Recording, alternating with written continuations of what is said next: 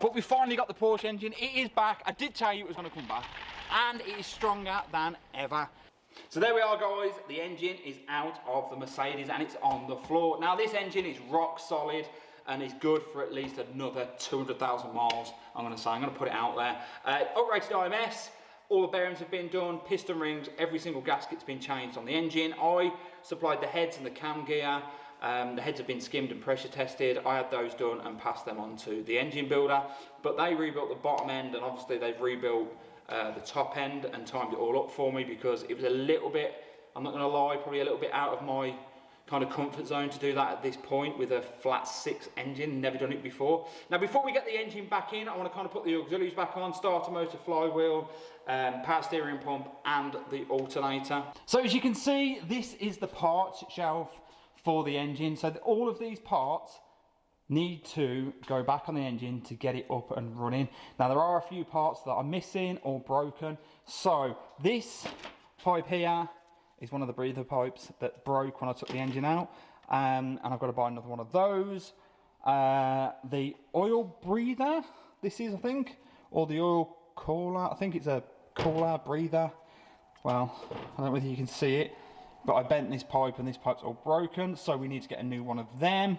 But other than that, I think we've got everything that we need to put on the engine to get it back up and running. There's just, like I say, a few parts. I might change the vacuum system, because I think this vacuum system actually is off the Tiptronic engine and it came with the wiring loom, and I don't think it's the right setup for this engine, so I need to look at that and get that sorted. So there we are, lots to get on with to get this engine back in. So I'm going to start by dropping the roof off again, the rear bumper off, and then I'm going to try and work out how to get the engine underneath the back of the car. Now there is a pallet truck available here. I might nick that, put it on the pallet truck and then jack it up, and then when I can get underneath the engine with the jack, put the jack underneath it. It might just be easier. But first of all, let's get this roof off, rear bumper off. So as we've done in the past, we take off the roof cover, and with this out the way, we then remove the roof. With the roof off, we then remove the rear bumper, along with the rear crash bar and the heat shields. This gives us much better access to get the engine underneath the car. Okay, so the plan is to get the engine off this makeshift pallet onto this makeshift kind of bread tray trolley thing, get it underneath the back of the car, as you can see there. Now I'm going to have to drop the car down a bit because I think it's actually a little bit too high. Then we've got this engine crane, and what I'm going to do is get the engine crane over the side and then lift the engine up into place and then get underneath and bolt it all up. So yeah, hopefully it goes to plan and it goes all smoothly. So what are we waiting for? Let's get on, let's get this engine back in. With the ratchet strap and the engine crane, we lift the engine off the pallet onto the trolley. This enables us to move the engine into place underneath the car.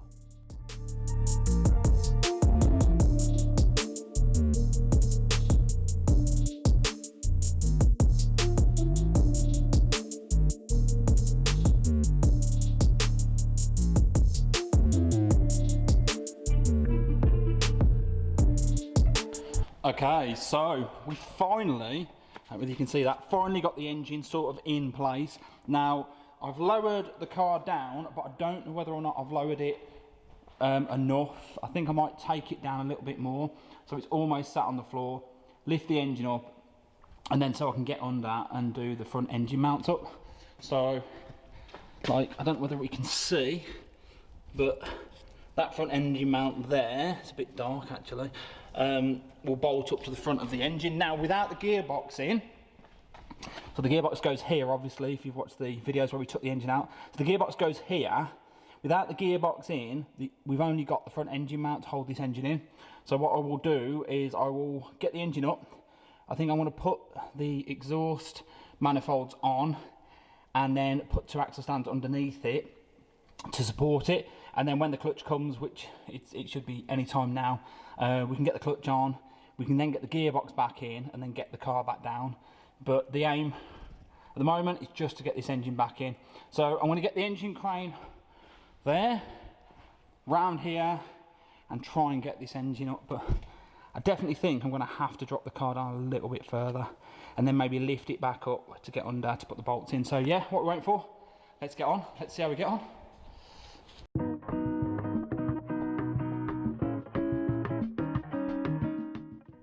So we move the engine crane into place, and again using the ratchet strap that's wrapped around the engine, we lift the engine off the trolley and into place, ready for us to bolt it in underneath.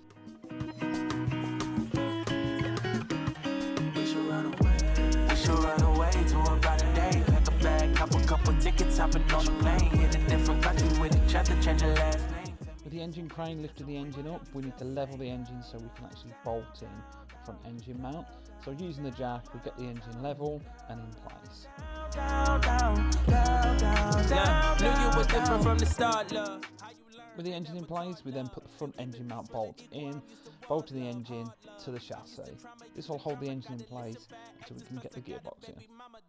You keep it solid, damn. Put that on my mama and them. Way you build me up, you probably add an extra accommodation. So there we are, the engine is back in where it should be. Now, all we need to do to make sure that we can support it before the gearbox goes back in is put the exhaust manifolds on, and then I'm going to support it with 2 axle stands like I did when it was on the drive, and then it will be perfectly placed for us to get the gearbox in when the clutch comes. So I've ordered the clutch, it should be here anytime soon, but look, it's one step closer. I just can't believe it, it's just getting there. It's been a long time coming, and hopefully we can get it back in, built up and started. So now we fit the exhaust manifolds. This will enable us to put the engine on axle stands, but as you can see here, there is one monumental mistake that I actually make.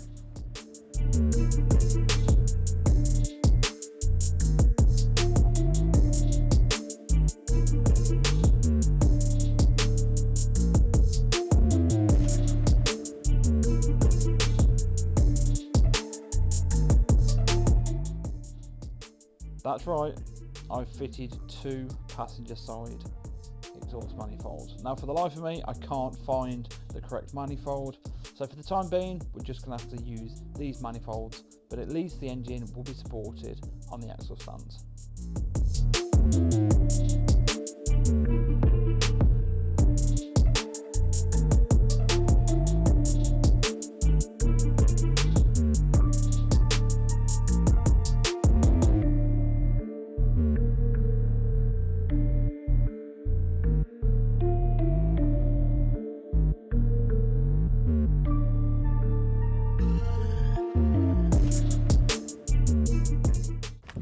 So the engine's back in, and it wasn't too difficult. Certainly with the engine crane, it made it a lot easier to manoeuvre into place. It would have been a lot easier with 2 of us, but unfortunately there's just me. So yeah, there you go. It's back in. Now what we need to do is get the flywheel back on, and the clutch has just turned up. Get the clutch plate all back on and aligned, then get the gearbox back in. I think that's going to be a bit difficult, but we need to get it done so we can get the car back down and kind of get it moving so we can move it about. So, what we're waiting for, let's get on. So first of all, we refit the flywheel. Now, on reflection, it would have been easier to put the flywheel on the engine before the engine was in place. So with the flywheel in place, we then go around and bolt all of the flywheel bolts up, using a little bit of Loctite on the thread to ensure that the flywheel doesn't come off, because that would be a bit of a disaster.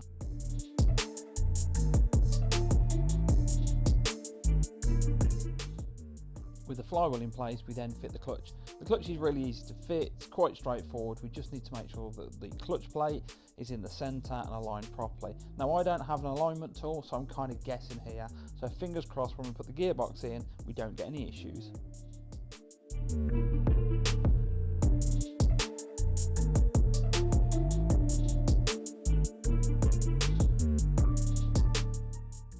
With the clutch fitted, I then try and attempt to fit the gearbox, and this doesn't go too well, to be honest with you. It's not the easiest of jobs to do on your own with the car on the floor.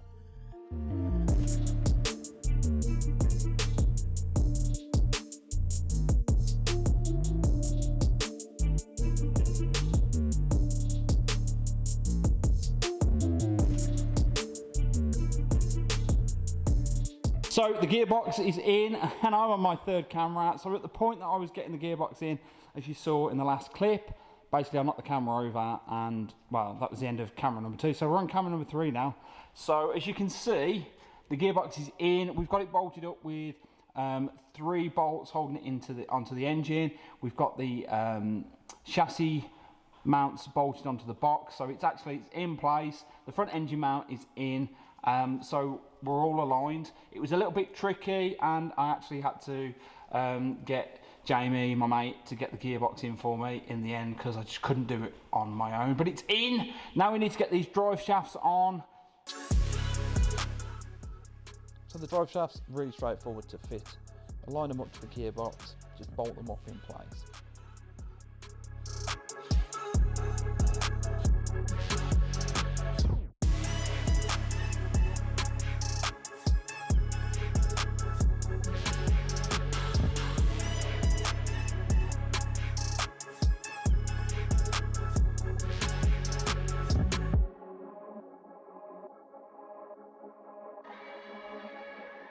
So with the drive shafts back in place, we reconnect the clutch.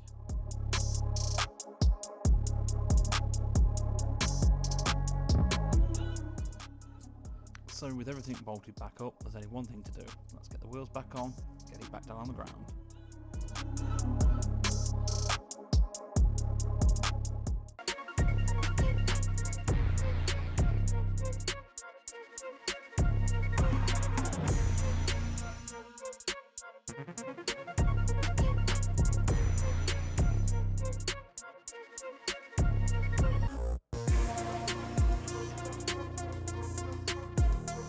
So there we are, guys, some fantastic progress on the Porsche Boxster. I never thought 3 months ago I'd get the engine back and it'd have a new clutch, the gearbox would be in, the drive shaft would be back on, and it'd be ready for the top end of the engine to be rebuilt.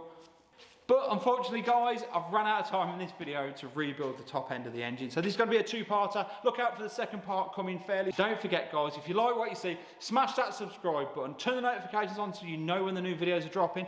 Give me a thumbs up and comment in the comment section below. I try and reply to you all. Thanks for watching, guys. Catch you next time.